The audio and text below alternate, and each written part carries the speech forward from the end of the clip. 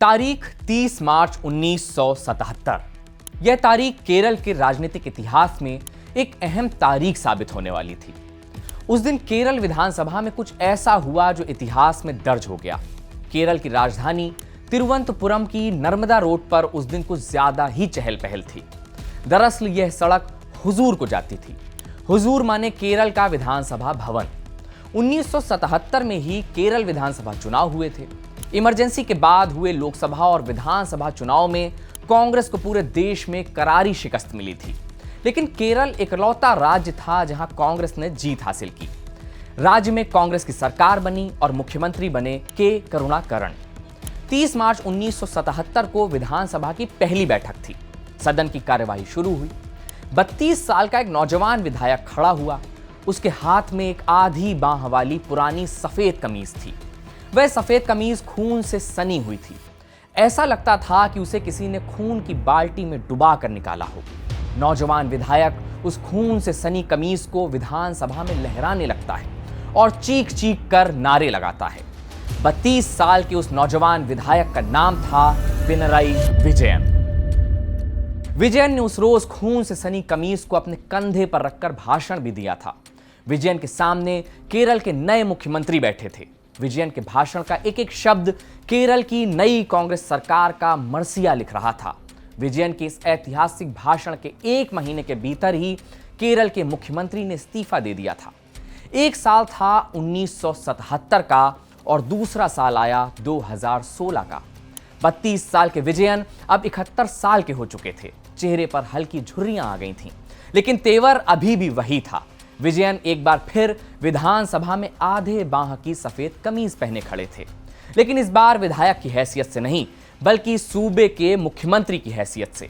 विजयन ने केरल के राजनीतिक मिथकों को बार बार तोड़ा और लगातार 2 बार 2016 और 2021 में केरल के मुख्यमंत्री बने। आलम ऐसा हुआ कि विजयन को लुंगी वाला मोदी कहा जाने लगा। तो दुनिया रोज बनती है कि आज के एपिसोड में कहानी केरल के मुख्यमंत्री पिनरई विजयन की। इस एपिसोड में हम जानेंगे एक ताड़ी बेचने वाले का बेटा कैसे बना केरल का मुख्यमंत्री। पिनरई विजयन पर आरएसएस कार्यकर्ता की हत्या का आरोप क्यों लगा था। विजयन ने केरल विधानसभा में खून से सनी शर्ट क्यों लहराई थी। पिनरई विजयन को पार्टी के पोलित ब्यूरो से बाहर क्यों किया गया था।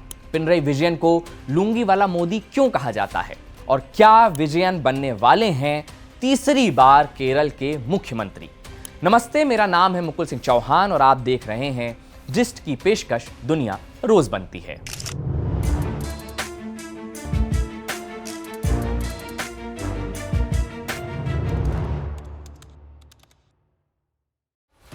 देश के दक्षिणी हिस्से के राज्यों की राजनीति हमेशा से दिलचस्प रही है। दिलचस्प होने का एक उदाहरण यह है कि देश के 28 राज्य और 8 केंद्र शासित प्रदेशों में केवल एक साउथ इंडियन स्टेट केरल है जहां पर लाल सलाम यानी कम्युनिस्ट सत्ता में हैं।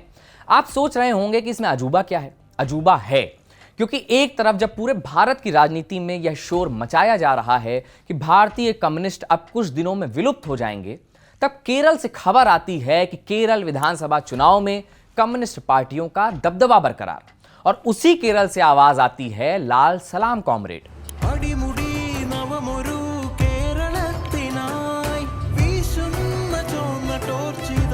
यह आवाज देश के गृह मंत्री अमित शाह तक पहुंचती है और संसद में उनका बयान आता है। यह भी समझना पड़ेगा कि सीपीआई थी, फिर सीपीआईएम क्यों बनी। मान्यवर, 1964 में सोवियत रशिया और चीन के बीच में झगड़ा हुआ, तो दोनों साम्यवादी राष्ट्र के अंदर अलग अलग विचारधारा की साम्यवादी सरकारें आई।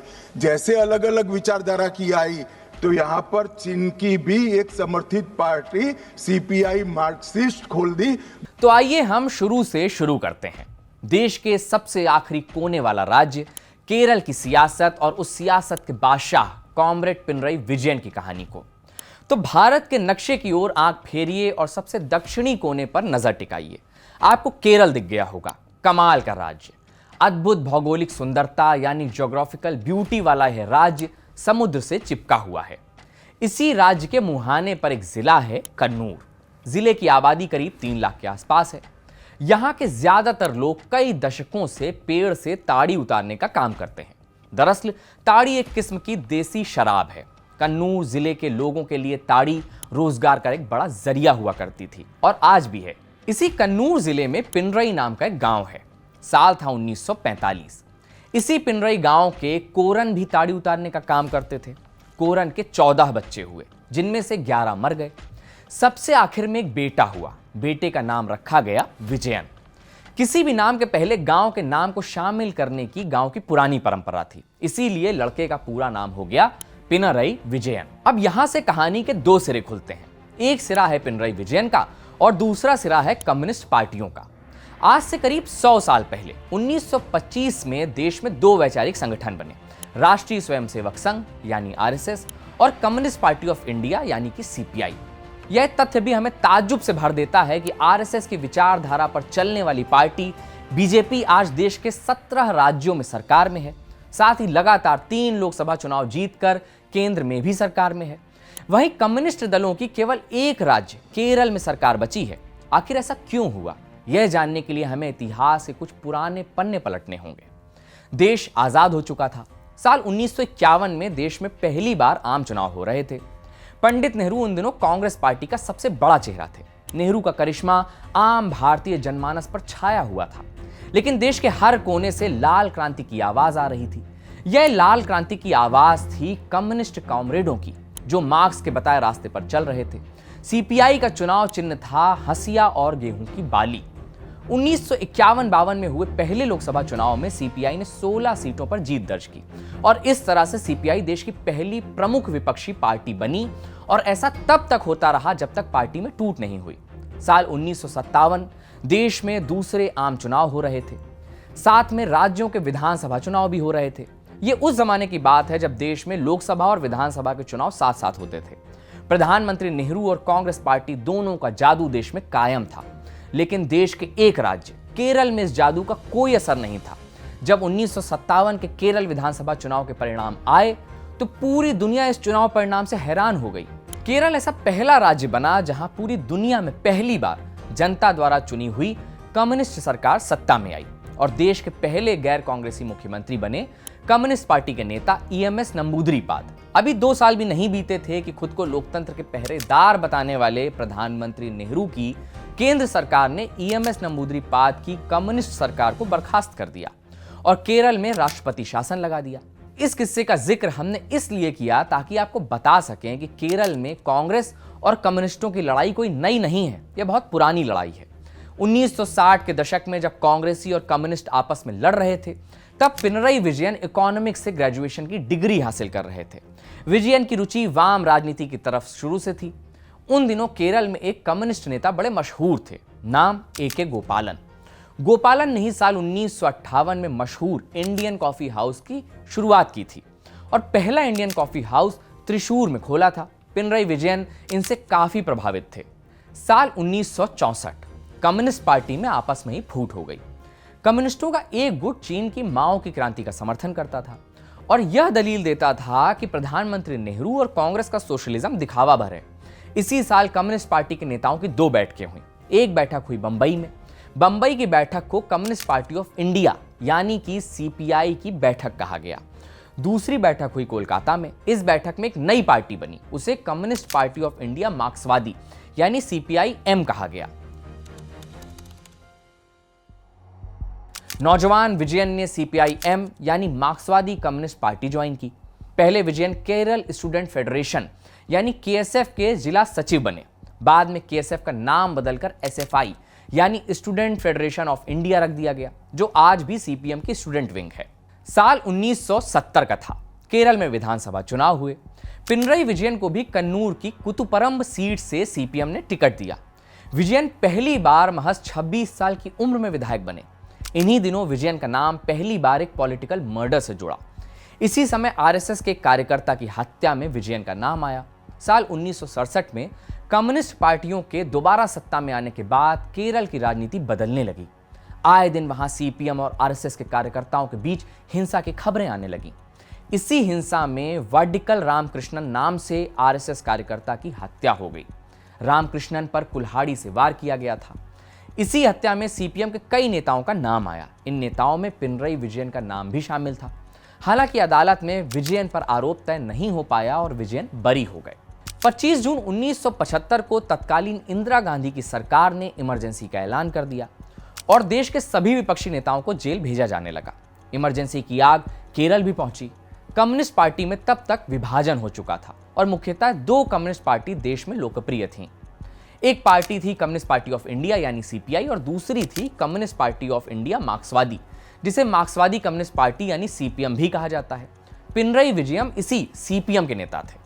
इमरजेंसी में कम्युनिस्ट पार्टी ने अजीब सा स्टैंड लिया। सीपीआई ने इंदिरा सरकार की इमरजेंसी का साथ दिया, वहीं सीपीएम ने इमरजेंसी का विरोध किया था। क्योंकि विजयन सीपीएम के नेता थे और इमरजेंसी का विरोध कर रहे थे, इसलिए 28 सितंबर 1975 की रात विजयन को उनके घर से गिरफ्तार कर लिया गया। विजयन को थाने ले जाकर लॉकअप में बंद कर दिया गया। कुछ देर बाद वहां कुछ लोग आए और उन्होंने विजयन की पिटाई करनी शुरू कर दी। विजयन बताते हैं कि वे पुलिस के लोग नहीं थे। उन लोगों ने विजयन को इतना मारा कि विजयन अधमरे हो गए। विजयन को पैरों से कुचल कर मारा गया। उस रोज भी विजयन आधी बांह की सफेद शर्ट पहने थे। मार खाने के बाद पूरे सफेद शर्ट का खून थक्का बन गया था। विजयन उस रात को कभी भूले नहीं। जब वे जेल से छूटे तो उन्होंने अपनी खून से सनी सफेद शर्ट को संभाल कर रखा। जब इमरजेंसी खत्म हुई और केरल में नई सरकार बनी तो विजयन ने इसी शर्ट को विधानसभा में लहराया था, जिसका जिक्र हमने एपिसोड की शुरुआत में किया था। विजयन के भाषण के 1 महीने के भीतर ही केरल के मुख्यमंत्री के करुणाकरण का इस्तीफा हो गया। विधानसभा में दिए इस भाषण के बाद विजयन पूरे केरल में लोकप्रिय हो गए। 1971 और 1977 के बाद विजयन ने 1991 में अपना अगला चुनाव लड़ा। इस बीच वो पार्टी के लिए लगातार काम करते रहे। 1996 में विजयन ने एक बार फिर विधानसभा चुनाव जीता और सीपीएम की अगुवाई वाली लेफ्ट डेमोक्रेटिक फ्रंट की सरकार में ऊर्जा मंत्री बने। वामपंथी दल हमेशा से कार्डर बेस्ड दल रहे हैं। 1996 का साल ही था जब सीपीएम के कद्दावर नेता और पश्चिम बंगाल के मुख्यमंत्री ज्योति बसु के पास भारत का प्रधानमंत्री बनने का मौका था। ज्योति बसु का प्रधानमंत्री बनने का मन भी था, लेकिन पार्टी का कहना था कि हमारे पास लोकसभा सीटों की संख्या कम है। अगर हमारे दल का कोई प्रधानमंत्री बन भी जाता है तो भी हम अपनी विचारधारा को आगे नहीं बढ़ा पाएंगे। ज्योति बसु प्रधानमंत्री बनने से चूक गए। पिनरई विजयन ने ज्योति बसु से सीख लेते हुए मंत्री पद से इस्तीफा दे दिया और पार्टी के लिए काम करने लगे। विजयन यह बात समझ गए थे कि पद से ज्यादा पार्टी को साधना जरूरी है। 1998 में पिनरई विजयन ने मंत्री पद को छोड़ा और पार्टी के स्टेट सेक्रेटरी बन गए। साल 2015 तक वह केरल के पार्टी स्टेट सेक्रेटरी रहे। 2015 आते आते पार्टी में उनकी स्थिति बहुत मजबूत हो चुकी थी। साल 2006 से 2011 तक केरल में एक बार फिर सीपीएम की सरकार थी। इस दौरान केरल के मुख्यमंत्री थे सीपीएम नेता वीएस अच्युतानंदन और पार्टी के स्टेट सेक्रेटरी थे पिनरई विजयन। विजयन और अच्युतानंदन के बीच विवाद हो गया। दोनों ने सार्वजनिक तौर पर एक दूसरे को बुरा भला कहा। कम्युनिस्ट पार्टियों में ऐसा बहुत कम देखने को मिलता है।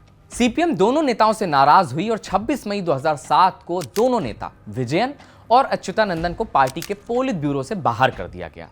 पोलित ब्यूरो से आप यूं समझिए कि एक तरीके की वर्किंग कमेटी है। साल 2011 के केरल विधानसभा चुनाव में सीपीएम की केरल में हार हुई, जिसकी वजह से पार्टी नेता अच्युतानंदन हाशिए पर चले गए। अब राज्य में पार्टी के मुखिया थे पिनरई विजयन। साल 2016 केरल में विधानसभा चुनाव की तैयारी चल रही थी। 20 साल बाद पार्टी के सबसे कद्दावर नेता विजयन ने पार्टी सेक्रेटरी पद से इस्तीफा दिया और खुद चुनाव लड़ने मैदान में उतर गए। विधानसभा चुनाव के नतीजे आए। केरल की 140 विधानसभा सीटों में लेफ्ट पार्टियों के गठबंधन एलडीएफ ने लगभग 91 सीटें जीती और सबसे ज्यादा 58 सीटें पिनरई विजयन की पार्टी सीपीएम ने जीती। 25 मार्च 2016 को केरल विधानसभा में एक बार फिर पिनरई विजयन का नाम गूंजा। विजयन इस बार केरल के मुख्यमंत्री के तौर पर शपथ ले रहे थे। मुख्यमंत्री बनने के बाद पिनरई विजयन का नाम कई विवादों में भी रहा। विजयन का नाम केरल इंफ्रास्ट्रक्चर फंड बोर्ड के विवादों से भी जुड़ा। ईडी ने बोर्ड के सीईओ से पूछताछ के लिए नोटिस भी दिया। इस घोटाले के तार मुख्यमंत्री विजयन से भी जुड़े रहे। फिर आया साल 2021। इस साल विजयन का कार्यकाल पूरा हो चुका था और केरल में एक बार फिर से विधानसभा चुनाव होने वाले थे। केरल विधानसभा चुनाव हुए और नतीजे भी आए। एक बार फिर विजयन विजेता बनकर उभरे। केरल की 140 सीटों वाली विधानसभा में लेफ्ट गठबंधन ने इस बार 99 सीटें जीती थीं। पिनरई विजयन इस बार केरल की राजनीतिक मिथकों को तोड़ते हुए लगातार दूसरी बार केरल के मुख्यमंत्री बने। इसी चुनाव के समय विजयन को एक नए नाम से संबोधित किया गया, जो आपको सुनने में थोड़ा अजीब लगेगा। यह नाम था मुंडू उड़ुत मोदी, यानी लुंगी वाला मोदी। पिनरई विजयन को ऐसा कहने वालों का तर्क था कि विजयन की राजनीति करने का स्टाइल देश के प्रधानमंत्री नरेंद्र मोदी के जैसा है। प्रधानमंत्री मोदी की तरह ही विजयन विचारधाराओं में बंद कर राजनीति नहीं करते और ना ही पार्टी लाइन से बाहर जाते हैं। विजयन बड़े फैसले लेने से भी नहीं कतराते और साथ ही विजयन भी प्रधानमंत्री मोदी की ही तरह गरीब पृष्ठभूमि से राजनीति में आए हैं और लंबे समय तक संगठन में काम भी किया है। विजयन पिछले 10 साल से केरल की सत्ता पर काबिज हैं। इसके बावजूद उनका राजनीतिक रसूख अभी भी बरकरार है। इसकी सबसे बड़ी वजह है विजयन द्वारा किए गए काम। चाहे केरल में समुद्री तूफान हो या फिर साल 2018 में आई बाढ़ या फिर कोरोना वायरस, विजयन की सरकार हमेशा जनता के साथ खड़ी रही। यह साल 2026 का अप्रैल महीना है। बीते 9 अप्रैल को केरल विधानसभा चुनाव के लिए वोटिंग हो चुकी है। विजयन एक बार फिर लेफ्ट गठबंधन एलडीएफ की ओर से मुख्यमंत्री पद का चेहरा है। विजयन के सामने कौन है? विजयन के सामने है वही कांग्रेस पार्टी जिसके खिलाफ वह कई दशकों से लड़ते आए हैं। एक समय में विजयन ने इंदिरा गांधी के खिलाफ लड़ाई लड़ी थी। आज उनके सामने इंदिरा गांधी की तीसरी पीढ़ी राहुल गांधी है, लेकिन विजयन अब भी मैदान में टिके हुए हैं। 4 मई 2026 को केरल विधानसभा चुनाव के नतीजे आएंगे और इन नतीजों से ही तय हो जाएगा कि क्या पिनरई विजयन एक बार फिर से लगातार तीसरी बार केरल के मुख्यमंत्री बन पाएंगे। तो आप इन नतीजों का इंतजार कीजिए और केरल सहित दक्षिण भारत के और राज्यों की राजनीति के बारे में जानने की कोशिश भी करिए। यह पिनरई विजयन की कहानी थी, जिसे लिखा था हमारे साथी शुभम ने। आप दुनिया रोज बनती है कि प्लेलिस्ट पर जाएं, हमारे और भी एपिसोड्स देखें और साथ ही हमें कमेंट बॉक्स में लिख कर बताएं कि आप और कौन कौन से किरदारों के बारे में जानना चाहते हैं। वीडियो को प्यार दीजिए, इसे लाइक करिए, इस चैनल को सब्सक्राइब करिए। अपना प्यार दुलार बनाए रखिए। वीडियो देखने के लिए बहुत बहुत शुक्रिया।